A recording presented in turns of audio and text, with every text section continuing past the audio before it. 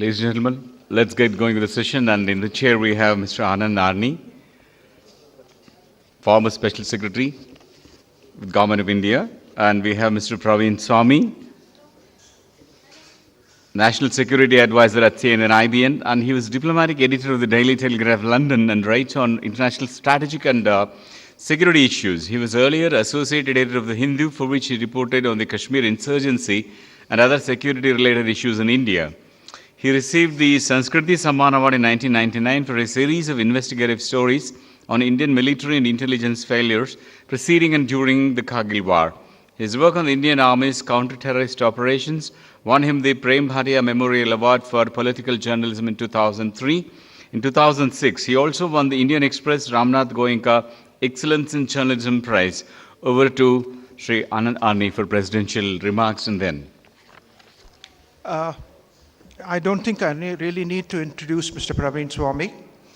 He's somebody whose work we've all been following, particularly those amongst my community have been following fairly closely over the years. There are large tracts of his work, large bits of his work, which are still on my hard drive, and which I constantly keep referring to. Mr. Praveen Swamy has, apart from the introduction that was made, he's been at Cambridge. He was a Hinduja scholar at Cambridge. He's won, as you know, virtually all the awards for investigative journalism that we have in India. The Prem Bhatia Award, which is for outstanding journalism. Mr. Praveen Swamy's focus has in the years been mostly on national security issues. A lot of attention being paid on Kashmir, Pakistan, and terrorism. Without much ado, I'll ask Mr. Swamy to address us, and then we'll take it from there after that. Thank you. If I may. Thank you so much. It's a real honor to be here. It's also a little intimidating talking to people who, unlike journalists, know what they're talking about. I spent a lot of time thinking about and strangely as it may sound, it had never crossed my mind that the media might have a role in looking at the kinds of questions that you address. And I thought about what it actually means, and I thought what I'd do today is to try and give a journalist perspective on what we've been doing since 26/11 towards capacity building on national security and counter-terrorism issues. And to bring an outsider's perspective on what I think the problems are and why we're getting things so terribly wrong. My idea is to be controversial, to maybe provoke a little bit of thinking.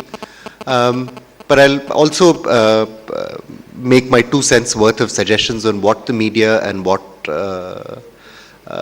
people in the security forces and the police should be doing together, where that's possible, towards the end of my presentation. If I may have the next slide, please. It's up there. I'll just go up there. Easiest.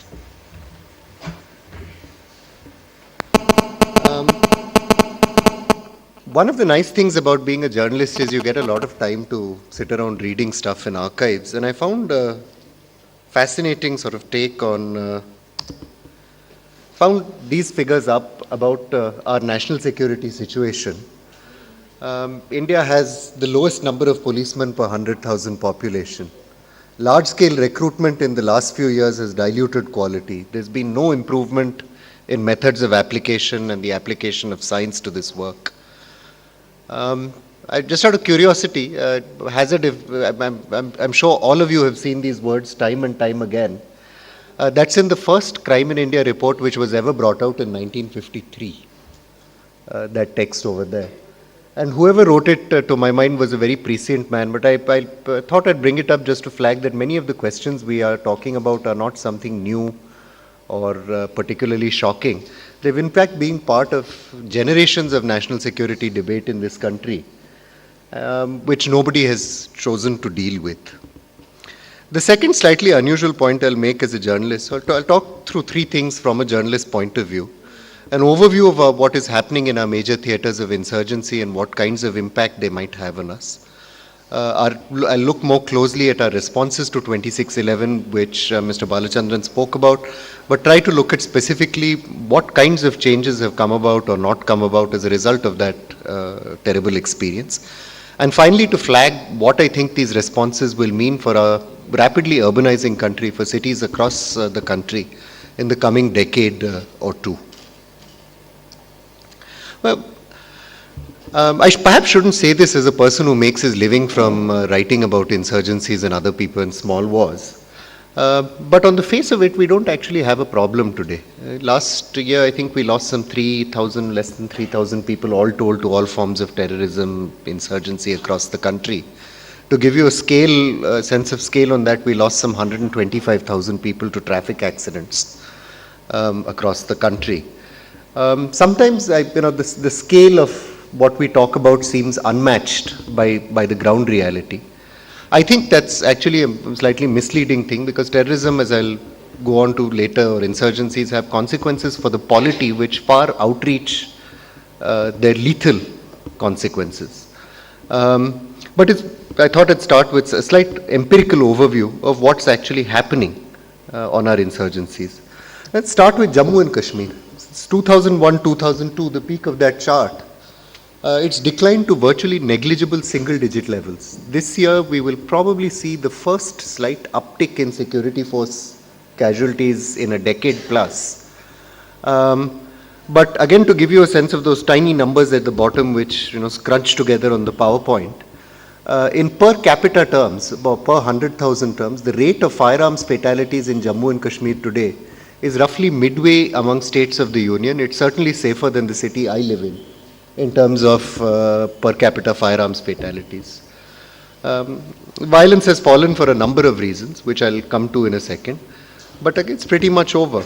When those figures started falling up, there are various sort of factors in play, including post 9/11 pressure on Pakistan, better defenses along the line of control, and political change.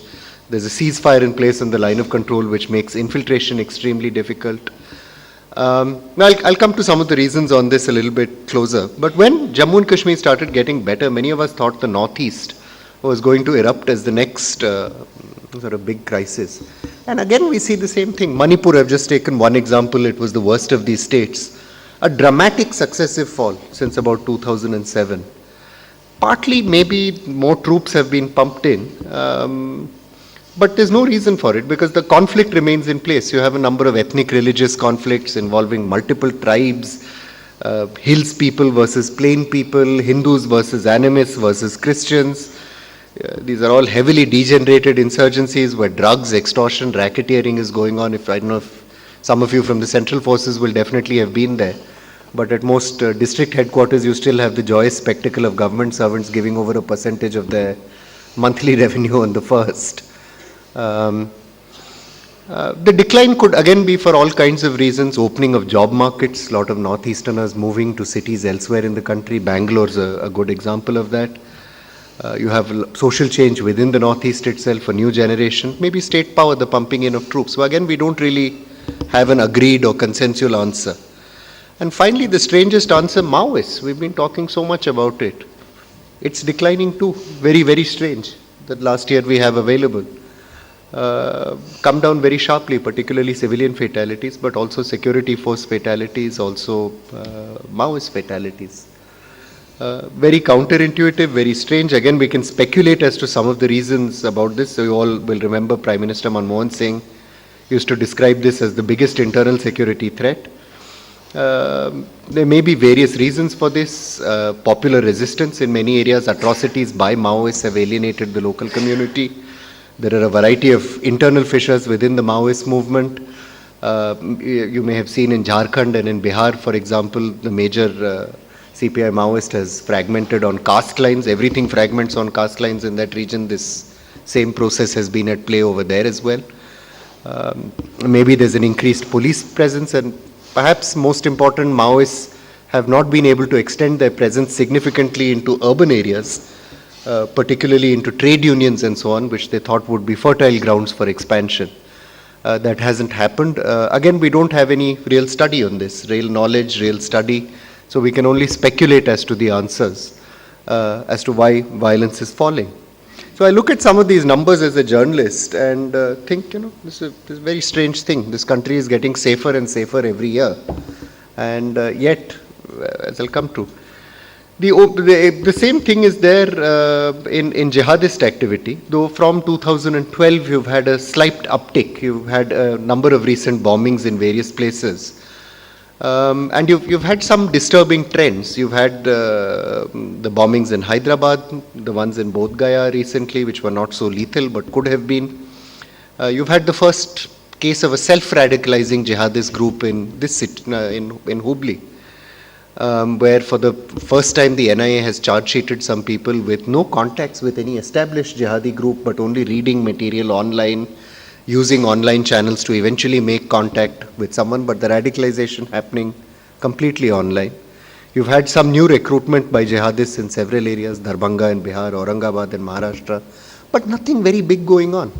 No equivalent of the terrible Indian Mujahideen bombing offensive that ran from 2005 to 2008. And again, no credible, real explanation for this. All these modules are there, but nothing seems to be happening. So like I said, I look at these figures as a journalist and wonder. I'll just skip that slide for now and move on. And the reason I'm not thrilled about any of these developments looking at them from the outside, the reason I think these figures misguide and beguile is because we have a deeply anemic state.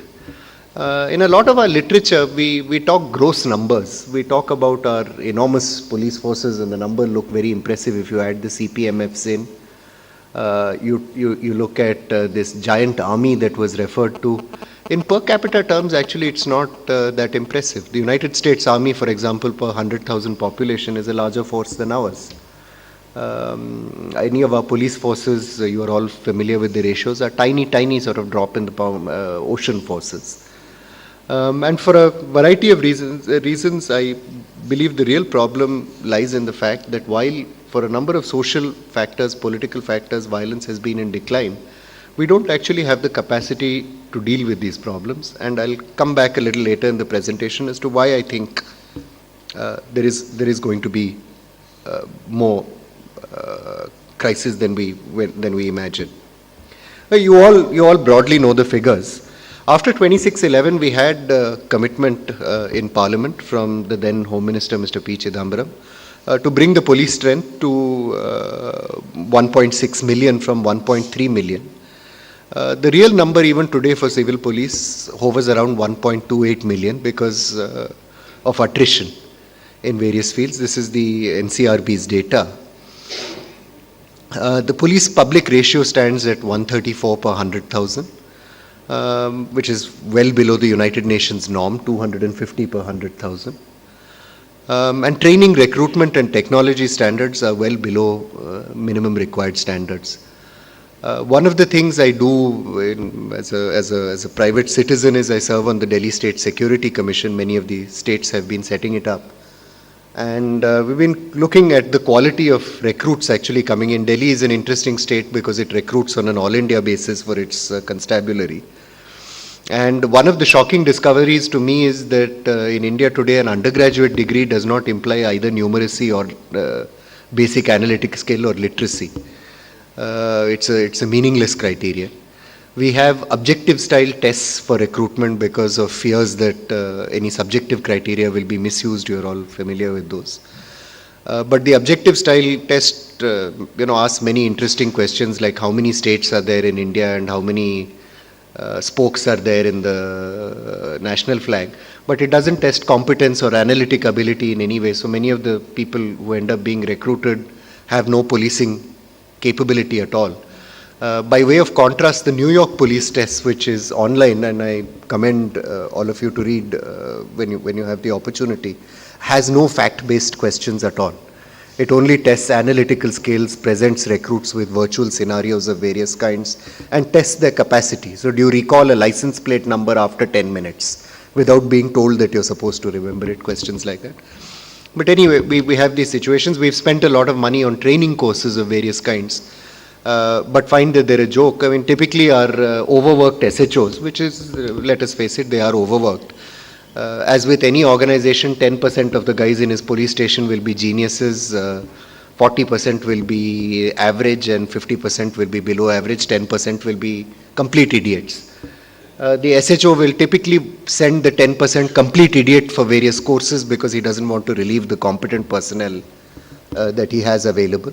And we have no systemic capability to retain those skills anyway because the police forces aren't structured in that way. I'll talk a little bit more about my experience there. But we've been recommending, for example, that we switch to at least the equivalent of an accelerated 2-year bachelor's equivalent degree, imparting analytical and training skills for a city like Delhi, which is multilinguistic, multicultural, a huge shock for constabulary who come from rural backgrounds and discover a very cosmopolitan city with a large youth population. And nobody on the Security Commission agrees with me on this matter, but the standards are generally poor and generally low, and we're trying to get a modern police force built out of extremely poor raw material and poor training skills. And this, to my mind, adds up to a real policing crisis. It affects our cities worst of all, which is our most dense agglomerations of population, but you see it elsewhere in the country. Intelligence deficits. We now know I'm no longer disclosing classified data, but I've written this long before the Union Minister of State for Home, Mr. RPN Singh, disclosed this in Parliament. The Intelligence Bureau strength is at 26,867, which is the same as it was in 2611. It has not grown. And 8,072 of these positions are unfilled. They can't find personnel. People are not, and those personnel they want are not willing to join on the salaries they have. Just by way of contrast, the Federal Bureau of Investigation strength in a much smaller population is 34,000. And the intelligence capacity that we have is completely degenerated. 3 months ago, I had the opportunity to visit the United States Foreign Service Academy. And I had to walk through a long corridor to get to the lecture hall where I was going to speak. And on both sides there were classrooms, must have been about 15 classrooms on either side, so some 30 of all.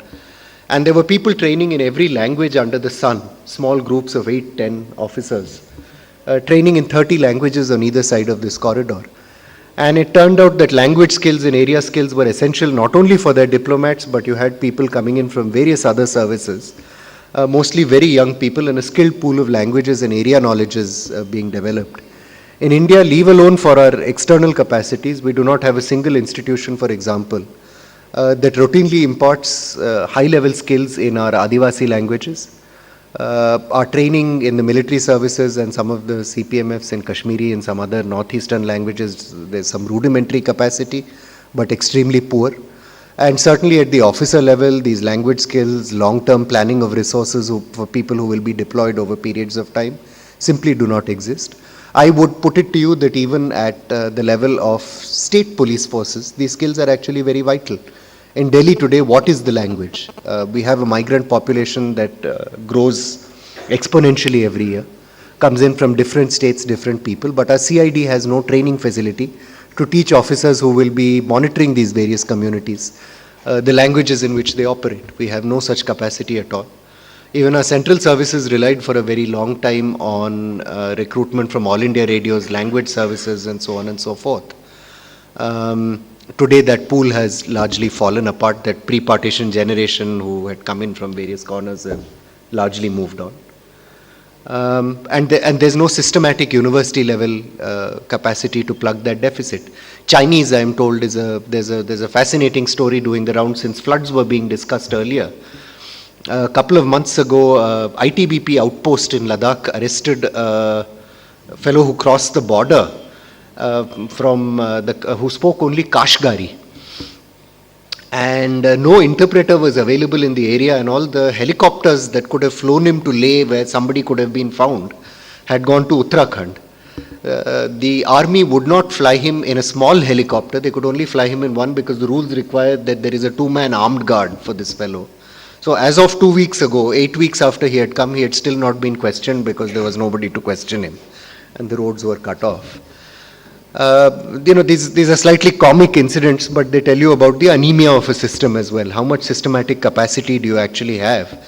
And to me, the shocking thing was not that the ITBP would not have these personnel on call, or that The army may not have someone immediately available, but the Jammu and Kashmir police, which has a smuggling problem from that region, would not have seen fit in 15 years to develop that capacity of a pool of small translators and so on, and develop them for postings in the area.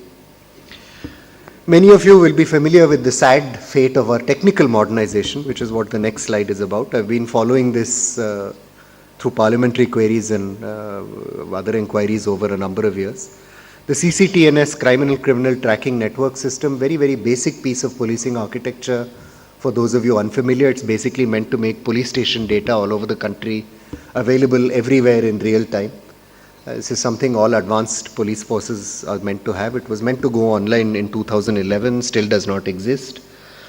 Somebody I spoke to in the Andhra Pradesh police who was involved in this process, and Andhra has done quite well building up its own systems. This state is also somewhat advanced.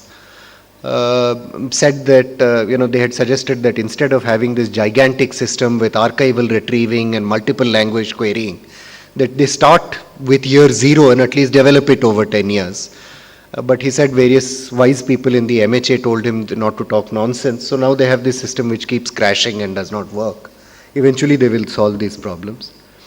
There was NatGrid, which was meant to enable the intelligence services to query multiple existing government databases in real time.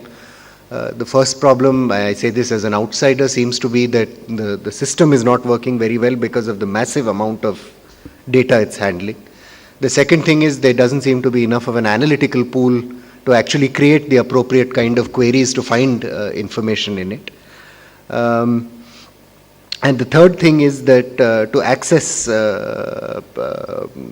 this system requires a massive amount of computing power, which creates drains on the system.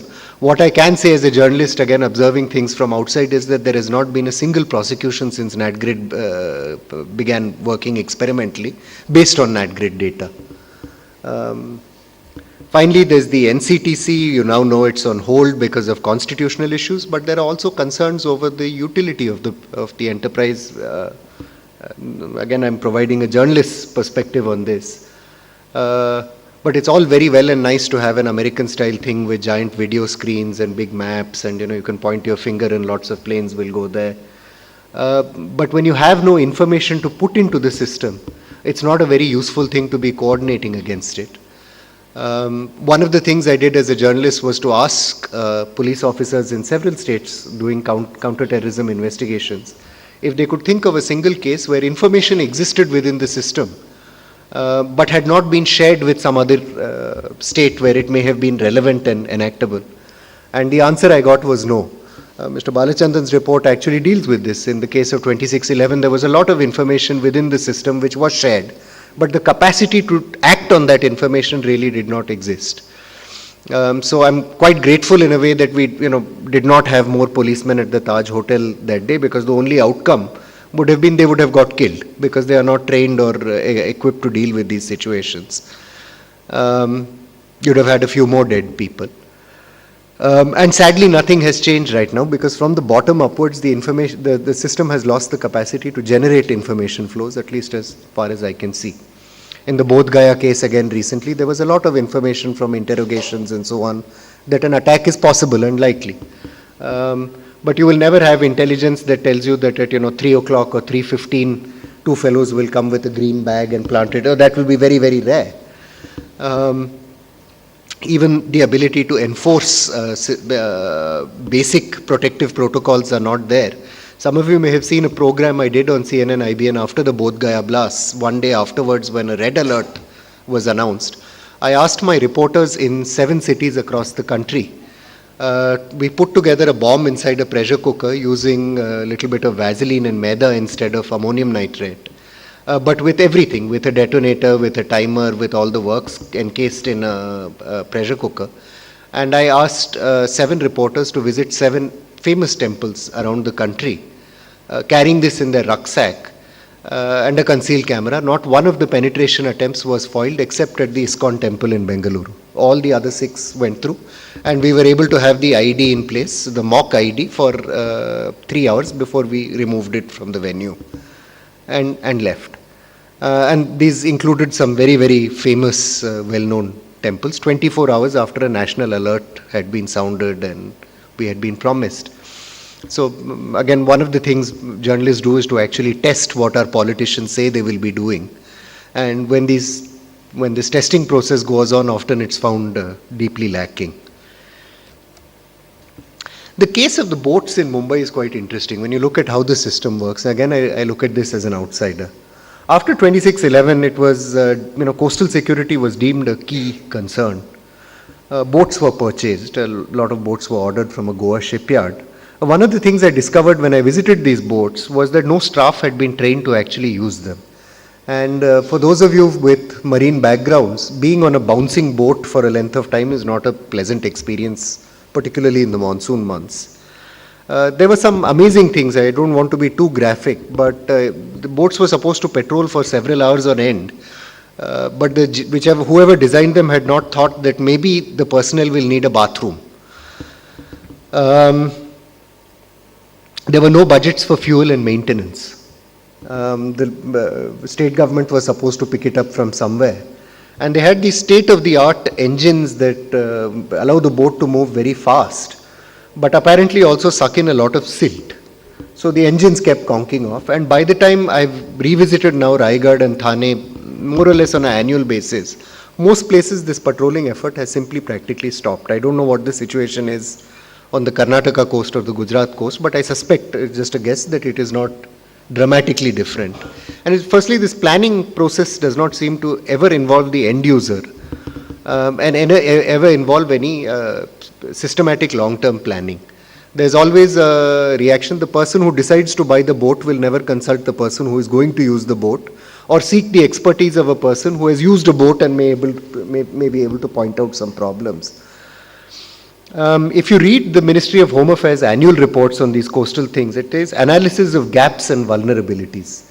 As a journalist, I like reading their annual reports. It's always a source of some entertainment. But if you read the relevant section, the identical section has been cut and pasted now for 5 years running, saying that an analysis of gaps and vulnerabilities is being carried out, down to 2 spelling errors and a punctuation error. So some Babu has taken it, copied it and pasted it dutifully there, though the page number has changed every year. So this much has happened. And we saw the quality of this a couple of years ago when a boat laden with hazardous chemicals washed up on the shores of Mumbai. You must have all read about it, undetected by an impenetrable 3-tier system of security, which included the Navy, the Coast Guard and the police. Everybody sitting on the shoreline could see this enormous ship coming, but somehow this 3-tier security system could not see it coming. And it's not a trivial question. Forget terrorism. If that ship had some dangerous chemicals on board or so on and so forth, the consequences in such a crowded area would have been absolutely horrible. The boats, again, there's an identification for a friend or foe system that was meant to make this whole thing useful. The idea was there are too many fishing boats out, you can't physically search everyone, so you'll have a card. So wonderful, everyone has been given cards, but most of the places there is no card reader in place and no system for the boat on sea to communicate back the card data to the home station to verify it. So another great exercise. Even if you catch someone, you can't tell whether he is a legitimate individual or not. So it's a classic thing that we have a tragedy like 26/11. There is a huge panic about it, and politicians want to show that something is being done. And for a journalist, I see this at least as one of my primary tasks, to go back after a period of years and to check if it's actually being done. And usually the answer is very depressing on a number of fronts. And I'll put in a personal note here. I'll come back to this. There's a great reluctance in the police services and the intelligence services to talk about some of these things sometimes. But everything I know because of people like you, with whom working relationships have developed over a period of years. And I think one of the critical administrator functions is to actually educate the media on some of these issues. Because until there is a critical mass of public pressure on some of these things, nothing will change. Absolutely nothing will change. So whatever work you do, whatever ideas you have, will remain unimplemented unless the electorate is educated about it and screaming about it and shouting at their MP and saying, why has this not happened? The case of the Maharashtra Special Forces, another case in point. After 26/11, based on Mr. Balachandran's recommendations in part, there was a decision that there would be something called Force 1 setup. with the SWAT teams, Special Weapons and Tactics teams.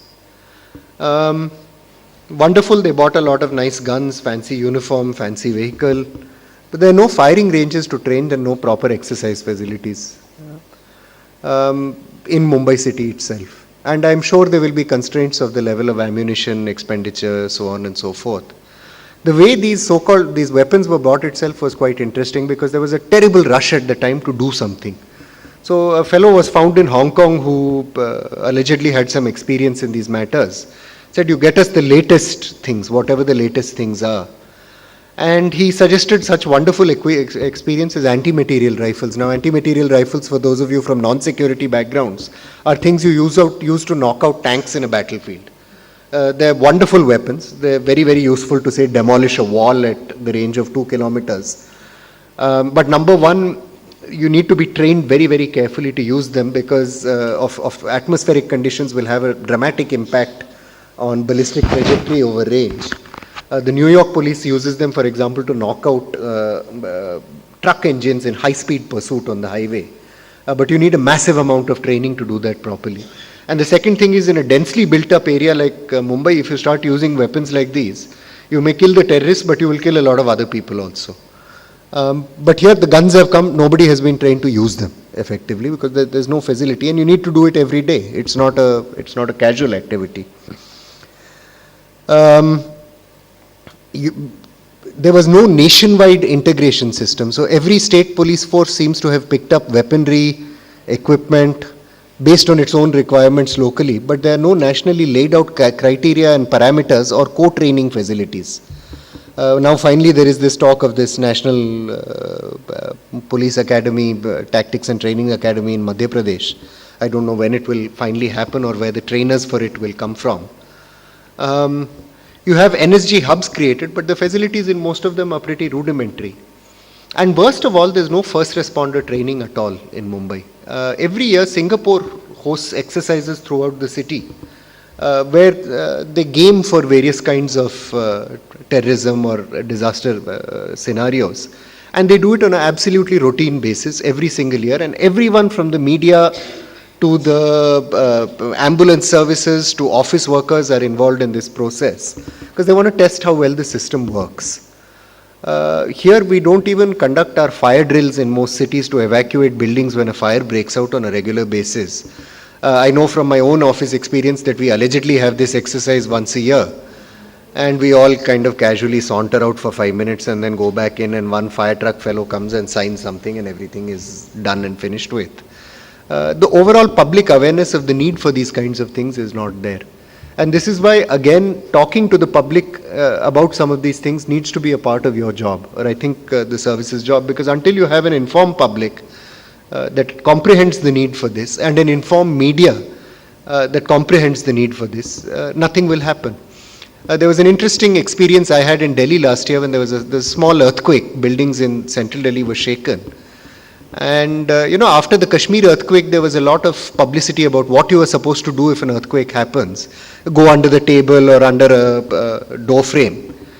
So all these highly educated people in central Delhi, nobody knew this because nobody had told them. And people don't remember, it's very understandable, over 4 years or 5 years that knowledge diminishes. But there's no system of drills at all. In Washington DC, by contrast, where the system is excellent, emergency services are superb.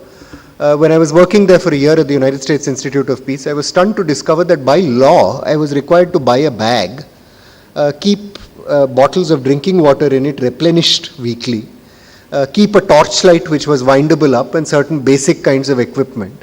And once every 3 months, rehearse a potential evacuation to the nearest park. And I was shocked to discover, coming from an Indian background, that when they said you had to leave the building, they actually meant it. It was not an announcement, for the hell of it. Then one fellow in a uniform used to come and say, "Sir, out."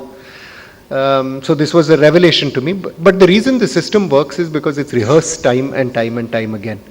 There's a fascinating article I'd commend to you by a doctor in Boston about why their casualty figures after the bombing were so relatively low. They did not lose a single person, by the way, who made it to hospital alive. Not one person. And he said the thing that worked was not any miraculous technology, it was not any superior medical skills. It was simply the fact that they had rehearsed the situation so often that everyone in the hospital knew exactly what they had to do the minute they heard about this incident. They had an in-house sort of hospital communication system, but they didn't have to use it, because when people came to know on TV or through a neighbor that something had happened, they all knew exactly where to reach. They all knew not to use public transport, but to get to a designated pickup zone. They knew what they would have to do within the hospital to erect a tent for the extra casualties and to prepare things. And he said the only reason it happened was practice. If you've done it 20 times, you will do it right. If you haven't done it 20 times and regularly and in the last 3 months, you will get it wrong. And a lesson, I think, there for all our cities, that these are things that have to be simply drilled time and time again. And again, you will not be able to do that unless you are communicating with the public and saying, this is why we are doing it and this is why it's important for you to be doing this. What are the challenges ahead? Painting with big strokes, I think that for all the sanguine sort of thing, our counter-insurgency, counter-terrorism, fall, kidnapping, robbery, everywhere the situation's quite awful. It's often said that the popular will is the foundation of a democracy, the will of the people. And I'd beg to differ with that assessment, because there's something even more fundamental. It's the rule of law. Without the rule of law, there are no elections, there is no popular will, there is no elected representative. And unless the state is fundamentally able to ensure the functioning of the rule of law and discharge that primary function of its, the whole of a republic a republic simply cannot survive. And these figures tell us where we really are. For all our talk about enhancement and so on and so forth in our police services, in our modernization, if law is not enforced on an everyday basis at the street corner, at the traffic light, terrorism and all will remain rather abstract and high-flying, far-floating things to deal with. The primary challenge before any rapidly evolving, modernizing society is a very simple one. In India, in the last 30 years or so, we've made a transition, a very dramatic transition, from a society where things like caste and kinship were the primary governing norms, things that we grew up with, to a society that is a modern capitalist society. And in a modern capitalist society, the rule of law matters, norms matter. I need to know when I engage in a transaction that everyone is bound by those rules. And at precisely the point we are making this transition, those norms are breaking down. Our ability to enforce those norms is breaking down. And this is the biggest challenge in an urban area. We haven't yet got to the point of American cities, but as I'll just come to, some of those conditions are starting to emerge. There is a vast literature in social science that says periods of youth bulges, where young people occupy a disproportionate set of the population, are deeply associated with conflict. So Henrik Odal studies multiple countries, and he says large youth cohorts are associated with a significantly increased risk of domestic armed conflict. And you will see this. The other person I've quoted is a historian writing of 38-39. Unemployable population reached its post-war peak in Germany when and driving the fascists to power. All the way from the mid-16th century, you can find these surges in crime, surges in revolution associated with youth bulges. And we're in the middle of one of the greatest youth bulge in our civilizational history, at a time when the instruments to contain it simply do not exist. We market these things as good news, but they're good news only if a productive infrastructure for these young people exists. And looking at anything from employment data to the state of our economy, the odds are that the news is not going to be unmixedly good. We are in for a period of protracted instability. Our cities are going to be the primary focal points of that instability, because this large mass of rural, underemployed, undereducated youth is going to head to our cities in order to work. We have other signs of trouble as well. In the last 2 years, we've had a blissfully 10 years free of any large communal violence. But over the last 2 years, there have been a string of low-grade incidents in various parts of the country over a number of issues, everything from Vishwarupam cinema to some film made abroad which people got upset about in Chennai, to this exodus of northeasterners from this city which began. Nothing by the standards of police officers to be very big or very dramatic, but a sign of certain strains. You've had rioting over water and power shortages. Mumbai sees these very, very regularly, and in Bengaluru with your emerging water problem, this is again potentially a major site of strain and tension. You have a problem with young men. If you just look at our rape statistics, the age of marriage is going up very, very dramatically. The ability of young men to set up, form a family is diminishing because of the decline in stable employment. And this again has huge, huge, huge social consequences for our polity. If people are getting married later, if young men are out on the streets until a later age with lower responsibilities, what does it mean for us as a policy? What does it mean for law enforcement? How do we deal with these challenges? I remember speaking to some police officers in France after the 2002-10 incidents in Kashmir. One of the fantastic things they'd found themselves doing was simply saying that, look, we have these kids in the banlieues, the ghettos on the fringes of Paris. We can't police them all, so we made big investments in football clubs because we found that kids who had access to sports grounds and cheap sports facilities, youngsters 16 to 20 age group, were much less likely to engage in violent crime. So they said they still do things, but they beat each other up in the boxing or the football club, not out on the street. And that's fine. That's, they're young men, they'll play sport aggressively. They'd invested in it. I asked a young fellow in Srinagar in the 2010 violence who's now sitting for his civil services exam. Fine young man, I shan't name him for that reason. But I asked him, why do you do this? Why do you go around throwing stones? I knew he was not a very religious fellow or political. And he said in downtown Srinagar, there are only two things to do. Either you can watch pornography or you can throw stones at the police. There is no third activity.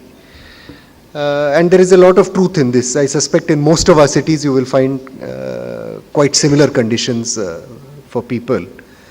Anyway, his parents shifted him to Delhi and he's a fine fellow. I hope he does well in his career and one day also has stones thrown at him as an SP in one of our cities and sees it from the other side. Look at the bigger picture as well, the global picture, and this is a source of quite some constraints. 9/11 put a lot of constraints on Pakistani behavior. I showed you on the chart in Kashmir that ever since 2001-2, when we went to war, violence has been in sharp decline. And friends in the Indian Army will not like me saying this because they think it's happened because of our greater border vigilance and so on. But I think the biggest reason for that decline is American pressure on the Pakistanis to behave themselves. And that's manifested itself at a number of levels. Infiltration has come down. In my view, if the Pakistanis, there are people here who will have very different assessments, maybe including Mr. Arni. But my belief is if the Pakistanis wanted to do a 26/11 every 6 months, they could do it quite easily. They're choosing not to do it because the pillars of the world will come down on their head. But in less than a year from now, all but a token presence of American troops will leave Afghanistan. With that, their equity in the region will diminish and the pressure on Pakistan will also diminish correspondingly. How are we going to deal with that? What are the questions we are asking about our geostrategy and capacity development to potentially deal with that challenge? There may be a range of options from developing offensive covert capabilities to target the jihadi leadership within Pakistan, but also our defensive capacity. So time is not infinite. We've had a very fortunate 10 years where our problems have diminished, where we've had growth, where the global environment has been nurturing. But this fortunate 10 years don't last forever, and there will be an unfortunate 10 years as well, which we're not very well prepared for. The second factor is absolutely key, and if you look at US energy imports from the Middle East, they've been in decline for several years now. And with vast discoveries of shale gas and shale oil in the United States, they will become a net exporter,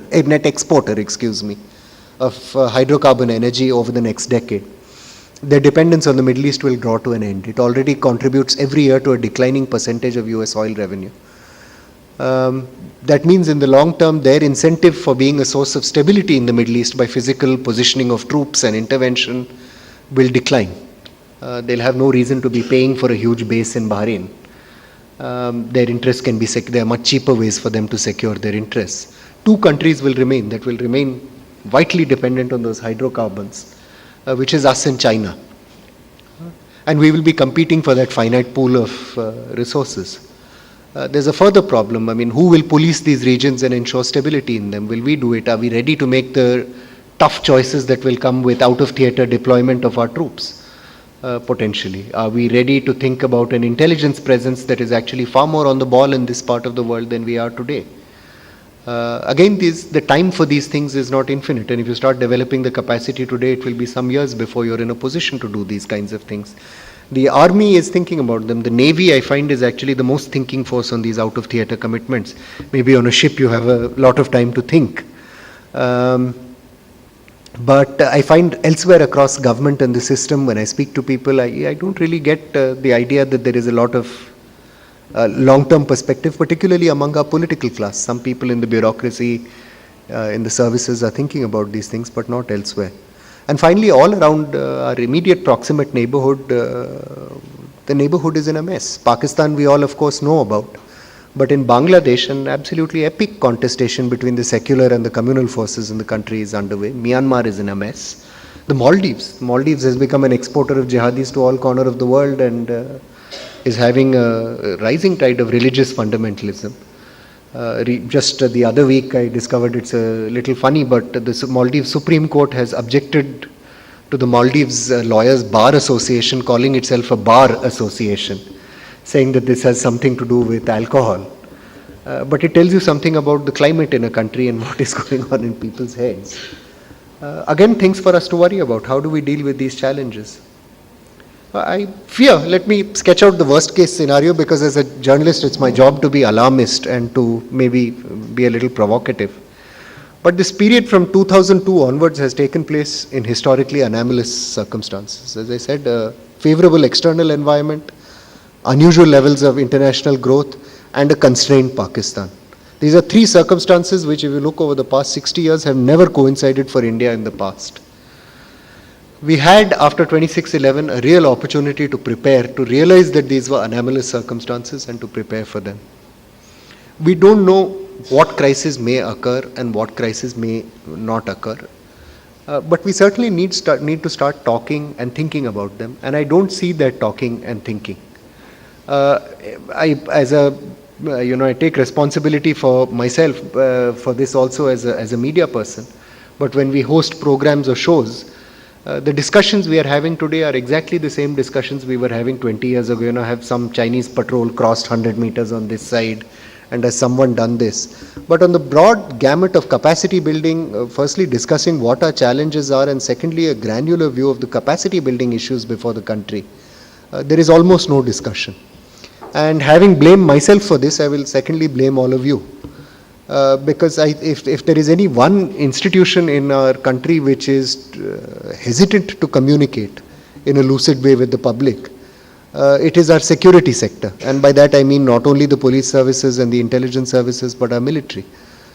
In a democracy, the kinds of decisions we are talking about, the kinds of capacity building we are talking about, will never happen unless there is a critical mass of pressure upon policymakers, which essentially means upon politicians, and that can only happen with informed public debate. So I'll end here once again with a call for people like you, at occasions like this, but also smaller, more focused gatherings, to at least be discussing and outlining issues with the media in a much more focused way, so that the key priority areas, the problems, the challenges, the real difficulties are understood by all stakeholders, and I'm as much a stakeholder in this as you. This communication process has to begin in earnest, and till it begins, it is my guess that nothing good is going to happen. The next 10 years, in my view, are going to be very fraught and difficult ones, and a conversation on what we're going to be dealing with at least needs to be beginning now. I'll leave it there. Thank you.